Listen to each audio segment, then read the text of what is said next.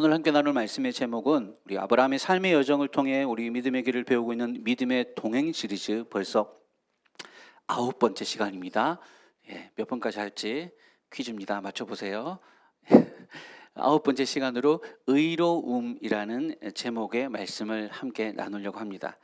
오늘 우리가 마주한 이 말씀은요, 아브라함의 전체 인생에 있어서 아주 중요한 서사적인 전환점을 가지고 있는 이야기입니다.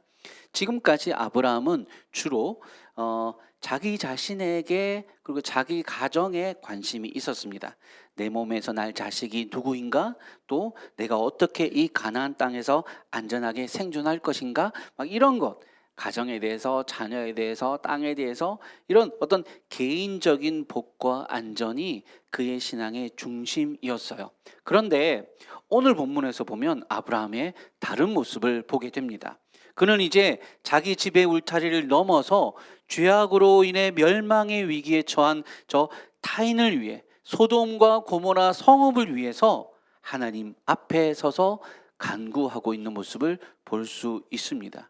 이게 바로 성숙한 믿음의 사람이 보여주고 있는 의로운 삶의 모습인 거예요.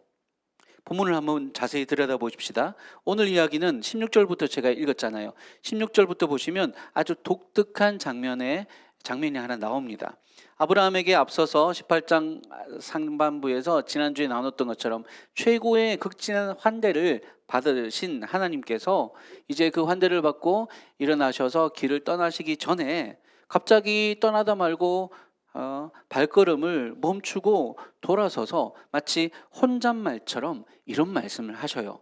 17절 말씀 한번 보세요. 17절에 여호와께서 이르시되 내가 하려는 것을 아브라함에게 숨기겠느냐, 이 말씀을 하십니다. 여러분, 이 짧은 한마디에 담긴 정말 깊이 있는 그 무게를 우리가 느낄 수 있어야 돼요. 하나님은 지금 단순히 아브라함을 복을 주는 대상으로만 보시는 것이 아니라 하나님 당신의 계획을 공유하는 하나님의 그리고 하나님의 동역자로서 인정하려 하시는 겁니다. 세상을 다스리시는 하나님의 계획, 하나님이 이 땅 가운데 하시려는 모든 일에 대해서 아브라함에게도 야, 너도 알아야지, 내가 나한테 숨길 거야 하면서 이렇게 말씀을 나눠주시는 것 참 놀랍지 않습니까? 이처럼 하나님도 그렇고요, 아브라함의 믿음이 그만큼 하나님과 가까워졌다는 겁니다. 그만큼 자라갔다는 것이죠.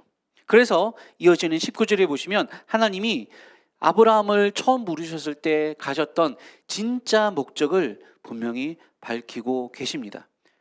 그를 통해서 복을 얻게 할 것이다 라고 그렇게 12장에서 부르셨는데, 그가 단순히 자기 자신이 복을 받아 자기만 부자가 되고 자식을 많게 하려는 것이 아니라요, 19절 한번 보세요. 한번 같이 화면을 보시면서 함께 읽어보겠습니다. 시작.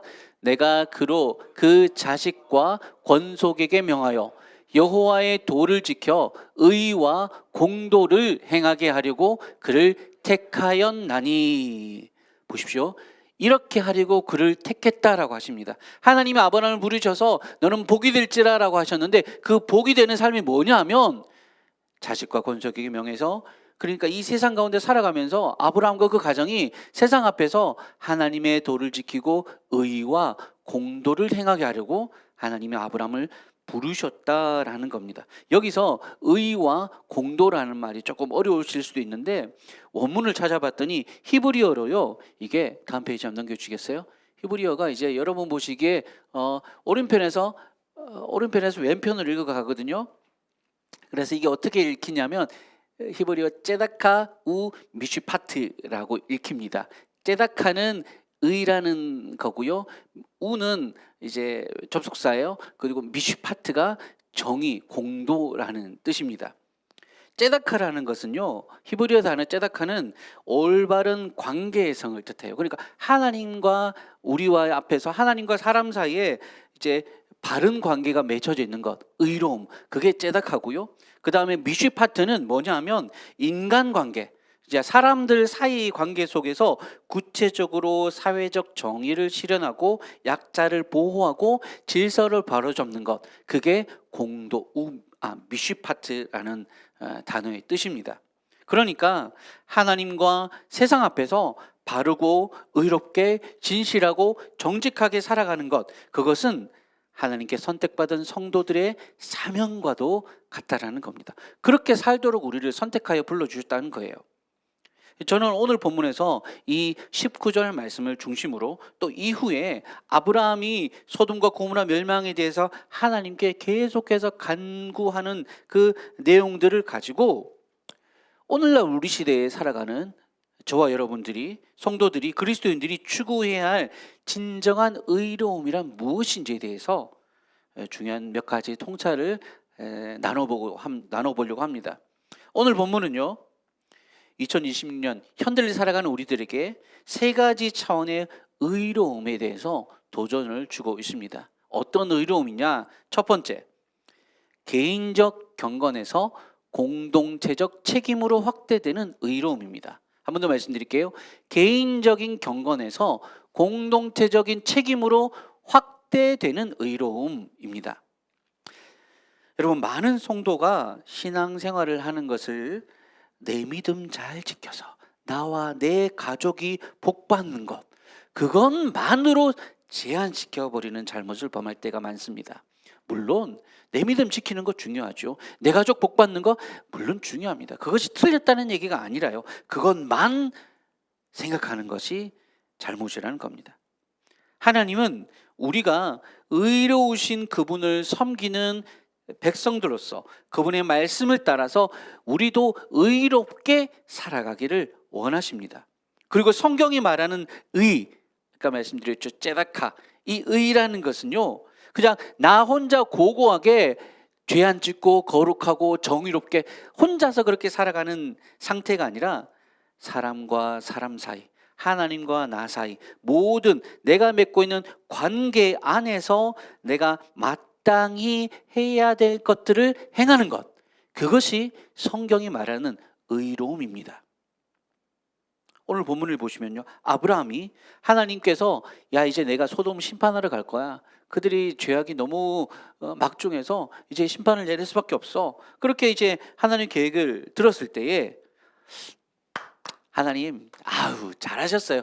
그 소돔 사람들 장난 아니에요. 그 말도 안 되는 사람들 진짜 악하고요, 폭력적이고요, 정말 사람 구실 못하는 사람들입니다. 잘하셨어요. 거기는 죄인 구렁텅이니까 하나님 심판하시는 것이 마땅합니다 라고 그렇게 팔짱 끼고 산 건너 불구경하듯이 하지 않았습니다.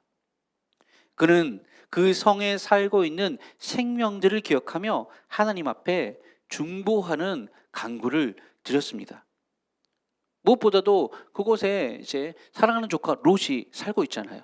롯뿐만 아니라요, 그 성 전체, 롯만 아니라 그 성에 혹여라도 하나님 믿고 의를 행하는 의인이 있을 수도 있지만, 그런데 하나님께서 그들을 멸하시는 것은 공의로우신 하나님의 뜻에 맞지 않는다라고 하면서 그렇게 계속 이게 마치 자기 일처럼, 여러분, 소돔과 고모라가 심판당하는 거지 아브라함이 심판당하는 게 아니잖아요. 남일이잖아요. 그런데 남일을 나의 일처럼 그렇게 직접적으로 개입하고 있는 겁니다. 여기서 우리가 확인할 수 있는 것은, 진정한 의로움이라는 것은요, 타인의 아픔을 나의 책임으로 느끼는 마음에서 시작합니다. 나의 책임인 거예요. 오늘날 우리 성도들이 세상을 향해서 이 세상이 지옥 갈 세상, 왜 이 모양일까? 비판만 하기보다 우리가 어떤 생각을 품어야 되냐면, 이 악하여 무너지는 세상을 붙들고 계신 하나님의 손길에 어떻게 하면 내 기도를 보탤 수 있을까? 어떻게 하면 이 세상을 향하여 하나님 앞에 기도할 수 있을까? 그런 마음을, 그런 태도를 품어야 되는 것이, 그게 의로운 성도다라는 것입니다. 우리 주변에서 일어나는 사건과 사고들, 갈등과 대립 속에서 성도는 그저 비판자나 방관자가 아니라 그 갈등의 틈바구니에 서서 하나님의 긍휼과 하나님의 자비를 구하는 책임 있는 중보자로 설 수 있게 되어야 됩니다. 그것이 하나님 앞에 의롭고 사람들 앞에 의롭게 살아가는 것, 성경이 말하는 의로움은 그런 관계적인 공동체적인 책임을 함께 지는 의로움이다라는 사실.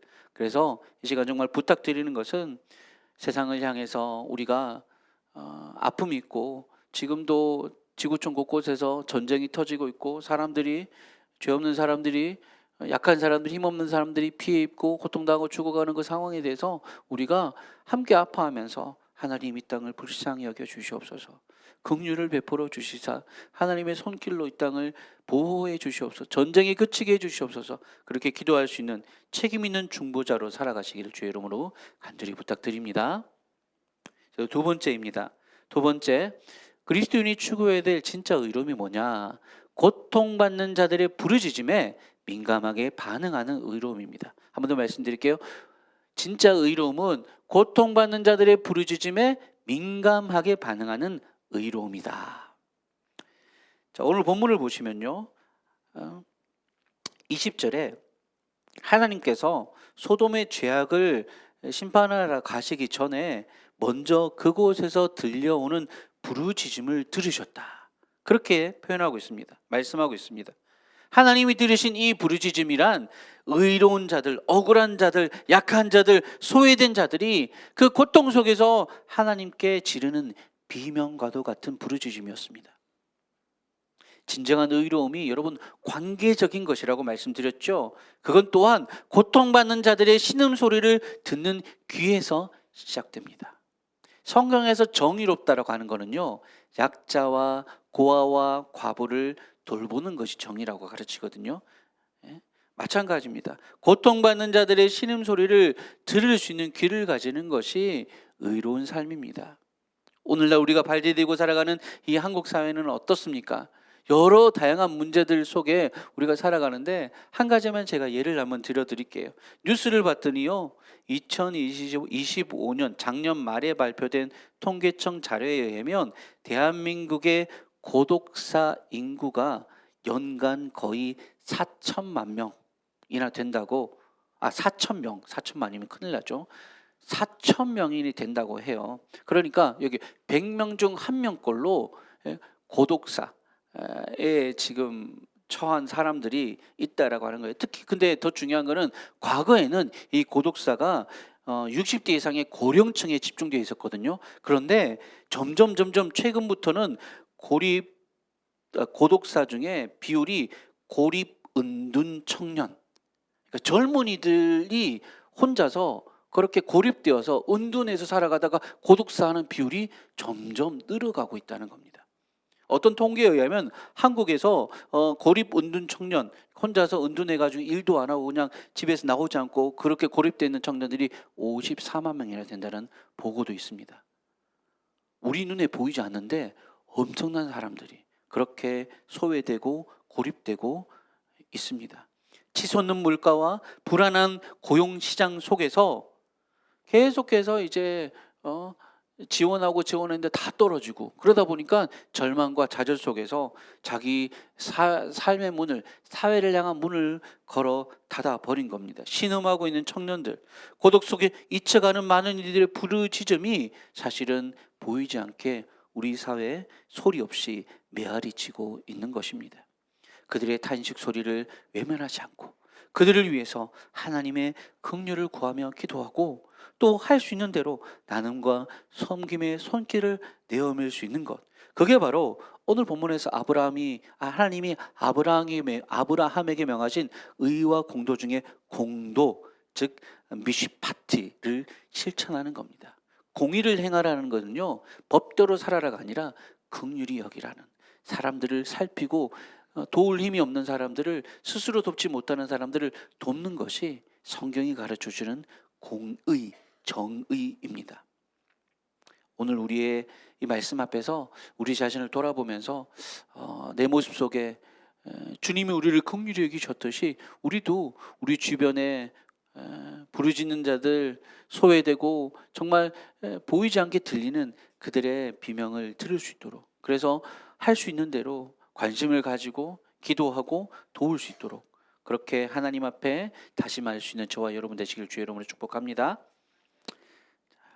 좀 오늘은 좀 어려운 말씀입니다. 부담되는 말씀이에요. 그렇지만 들어야 되는 말씀입니다. 세 번째로 넘어가 보겠습니다. 의로움이란 무엇인가? 죄악된 세상에서 세상을 보존하는 중보적 의로움. 죄악된 세상에서요, 하나님의 심판을 유보시키고 세상을 보존하는 중보적인 의로움이 있다는 거예요. 이건 의로움이 아주 고차원적인 행동입니다. 오늘 본문에서 보시면요, 22절 이후로부터 시작해서 아브라함이 소돔을 심판하시려는 하나님 앞에 딱 서가지고는 하나님께 간청을 하고 있는 장면이 길게 나옵니다. 혹시라도 하나님이 심판하시려는 그 소돔에, 그곳에 의인이 있다면 하나님, 의인을 악인과 함께 멸하시는 것이 부당하지 않으십니까? 하나님, 50명이나 의인이 있으면 그 성을 멸하지 않으시겠습니까? 안 멸하겠다. 하나님, 그러면 그 중에서 5명이 모자라면 어떡하시겠습니까? 45명이라도 내가 멸하지 않겠다. 죄송합니다 하나님, 30명은요? 아니야. 그럼 20명은요? 그래도 안 할 거야. 하나님, 진짜 죄송한데 그러면 만약에 그곳에 의인이 10명만 있어도 하나님 어떡하시겠어요? 내가 의인 10명만 있어도 그곳을 멸하지 않겠다라고 하십니다. 사랑하는 여러분, 지금 이 이야기는요, 아브라함이 하나님과 단순히 밀당하면서 숫자 노름을 했다는 게 아니에요. 아주 중요한 사실을 우리에게 가르쳐 주고 있어요. 무슨 사실이냐면요, 이겁니다. 하나님이 여기서 의인 10명만 있어도 내가 그 땅을 멸하지 않겠다는 약속을 하셨다는 거는요, 이 세상을 지탱하는 힘이 권력 있는 사람들이 아니라, 돈 있는 사람들이 아니라 하나님 앞에 바로 서 있는 소수의 의인에 의해서 이 세상이 보존되고 있다는 겁니다. 그거예요. 오늘날 그리스도인들이 세상 속에서 경험하는 좌절감이 뭡니까? 내가 이렇게 바르게 살아도, 내가 이렇게 전실하고 정직하고 거짓말 안 하고 정말 불의 안 행하고 살아도 이런다고 무슨 의미가 있는가? 세상은 여전히 약하고 사람들은 여전히 지갈 길 살기 바쁘고 이기적으로 행하고 남 등쳐먹고 사기치고 이렇게 살아가는데, 이런 세상 속에서 나 한 사람 그냥 하나님 뜻대로 바르게 산다고 그게 무슨 의미가 있을까? 이런 좌절감을 경험하실 겁니다.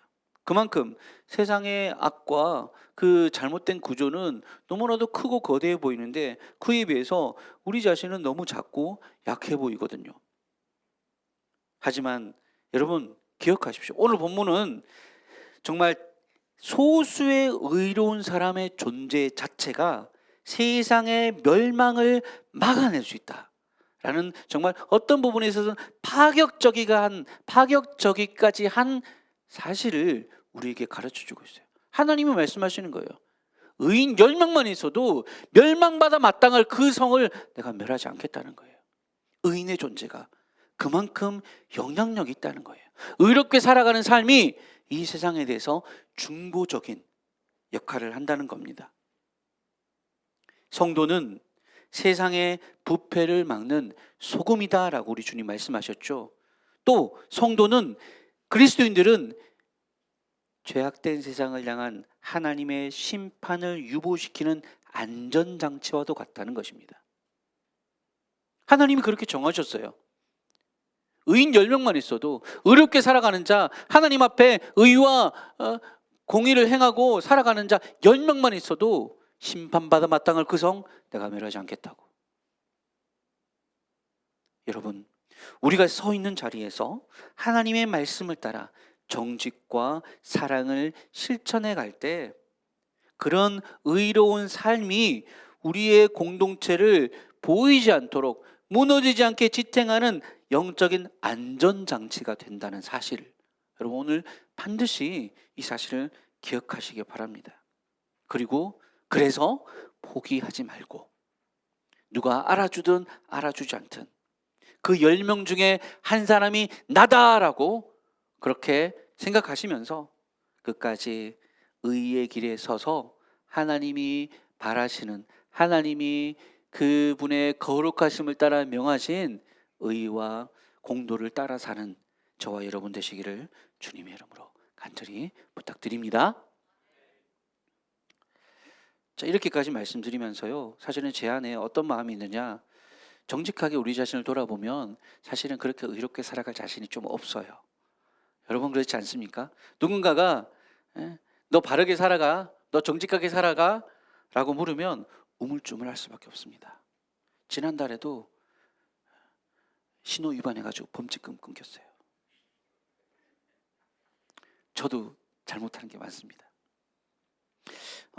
인간의 의로움, 인간이 바르게 살아가고자 하는 노력들, 인간이 어떤 중보하는 행위들, 사실은 한계가 있습니다. 우리는 늘 불완전하고 약하거든요. 소돔 역시 결국은 어떻게 됩니까? 아브라함 이렇게까지 하나님과 딜을 해가지고 10명까지 낮춰놨는데 그 10명이 없어서 소돔은 멸망하고 말았던 거잖아요. 인간의 의로움은 늘 부족합니다. 하나님의 의로움에 도달하지 못하는 거예요. 그래서 우리는 오늘 본문의 22절 이 구절에 주목할 필요가 있습니다. 본문 22절에 한번 띄워주시겠습니까? 아니구나. 22절 제가 읽어드릴게요. 그거 빼주세요. 22절에 보면요, 그 사람들이 거기서 떠나 소돔으로 향하여 가고 아브라함은 여호와 앞에 그대로 섰더니, 아브라함은 여호와 앞에 그대로 섰더니, 사람들은 다 갔어요. 이제 3명 중에 2 천사는 이제 소돔과 고모라를 멸망하기 위해서 떠났고요, 1명 하나님도 가려고 하는데 아브라함이 그 앞에 딱 선 거예요. 하나님을 막아 선 겁니다. 간절히 매달려서 하나님 멸하지 말아 주십시오, 의인을 살려 주십시오, 간청하기 위해서 하나님 앞에 서 있는 겁니다. 여러분, 이 장면이 훗날 아브라함처럼 우리를 위해 십자가라는 심판의 현장에서 하나님 앞에 하나님 저들을 용서해 주십시오, 그렇게 서 계셨던 예수 그리스도를 기억하게 하는 순간입니다. 아브라함은 의인 10명을 찾지 못해 기도를 멈출 수밖에 없었지만 하나님은 단 한 명의 의인도 없는 이 세상을 위해서 당신의 아들 예수 그리스도를 한 사람의 의인으로 세우셨습니다. 오늘 본문에서 아브라함이 의인을 악인과 함께 죽이시면 부당합니다, 그렇지 않습니까? 라고 말했는데 하나님은 악인들을 살리시려고 한 사람의 완전한 의인이신 그분을 악인처럼 벌하셨습니다. 그분이 십자가에 위에서 우리가 받아야 될 심판의 불길을 온몸으로 받아내심을 통해서 우리의 참된 의가 되어주셔서 우리를 살리셨습니다. 그래서 오늘 우리가 그 그리스도의 의의 옷을 입고 이렇게 하나님 앞에 나와서 거룩한 무리로 예배드릴 수 있게 된 겁니다. 로마서 3장과 고린도 후서 5장이 이를 증언하고 있습니다. 화면에 이제 띄워주시고요. 로마서 3장 24절 한번 읽겠습니다. 시작. 그리스도 예수 안에 있는 속량으로 말미암아 하나님의 은혜로 값없이 의롭다 하심을 얻은 자 되었느니라. 아멘. 우리가 의가 없어요. 어떻게 해도 우리는 의롭게 될 수 없었어요. 그런데 그리스도 예수 안에서 십자가 은혜로 하나님께서 우리를 의롭다 해 주셨어요. 또 고린도후서 5장 21절도 같이 읽습니다. 시작.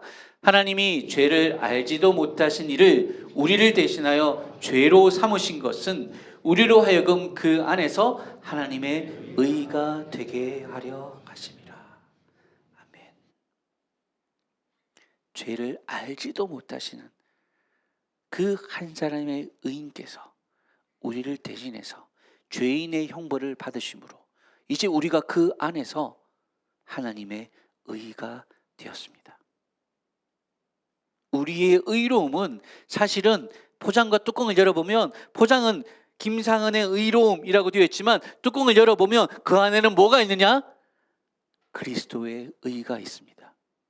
우리가 하나님 앞에 의롭다함을 받고 우리가 하나님 앞에서 의가 될 수 있었던 것은 단 한 가지 근거, 바로 의로우신 그리스도께서 우리 대신 형벌당하시고 죽으셨기 때문에 그 그리스도 안에 있는 자들, 그 그리스도를 믿고 나아가는 모든 자들을 하나님이 의롭다 해주십니다. 이 사실이 중요합니다. 비록 여전히 우리는 실수하고 비록 여전히 우리는 연약하지만 지금도 하나님 앞에 서셔서 우리의 의와 보증이 되어주시는 그리스도 때문에, 그리스도 덕분에, 또 그분을 힘입음으로 말미암아 우리가 하나님의 뜻대로 이 세상 가운데서 의로운 삶, 중보자의 삶을 살아갈 수 있게 되었다는 사실을 믿으시기 바랍니다. 이게 오늘 핵심입니다. 의롭게 살아라 라고 하나님 그냥 우리를 등대 밀어서 세상 가운데 던져버리시는 것이 아니에요. 의롭게 살아라고 하시고 그 의가 되시는 그리스도를 우리를 위해서 보내주시고 함께 해주십니다. 그리스도를 따라 믿고 그분을 의지하고 순종하며 살아갈 때 그리스도의 의가 우리를 통해서 세상 가운데 밝게 빛나게 될 줄을 믿으시기 바랍니다.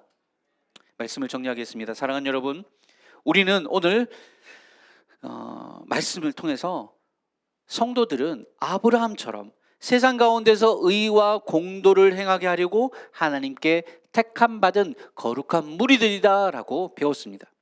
그런데 우리가 자격이 있어서 이런 의로움의 자리에 설 수 있었던 것이 아닙니다. 오직 십자가에서 우리를 의롭게 하시고자 자신의 생명을 주신 예수 그리스도의 의를 덧입어서, 성경에 보니까요 그리스도의 의로 옷 입었다라고 표현했거든요. 그분의 의를 덧입어서 우리는 지금 이 자리에 하나님 앞에 서 있습니다. 그럼 이제 우리가 어떻게 살아가야 되느냐? 첫 번째로 울타리를 넘으십시오. 나만의 복, 내 가정, 내 자녀의 성공에만 갇혀있던 내 삶의 울타리를 넘어서 세상을 바라보십시오. 소돔과 같이 죄로 인해 멸망당할 이 세상을 바라보시기 바랍니다. 또 그 세상 속에서 부르짖는 약자들, 소외된 자들의 부르짖음을 들으십시오.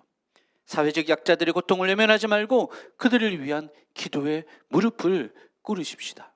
그리고 그 자리에 서 있으십시오. 우리에게 보내신 자리, 하나님께서 우리에게 부탁하신 자리, 우리가 살아가는 그 삶의 자리에 서서 그리스도께서 우리를 위해서 하나님 앞에 서 계시듯 우리도 하나님 앞에서 세상을 향하여 서서 우리의 가정에서, 직장에서, 삶의 모든 자리에서 하나님의 공의의 빛을 실천하고 나타나며, 그래서 이 세상을 보존하는, 이 세상이 멸망당하지 않도록 하나님의 긍휼하심을 입을 수 있도록 계속해서 강구하고 지켜내는 안전장치로서 오늘 본문에서 아브라함이 기도했던 10명의 의인으로서 살아가실 수 있는 저와 여러분 되시기를 주님의 이름으로 간절히 부탁드립니다. 아멘. 우리 말씀을 생각하시면서 함께 찬양하고 기도하십시다.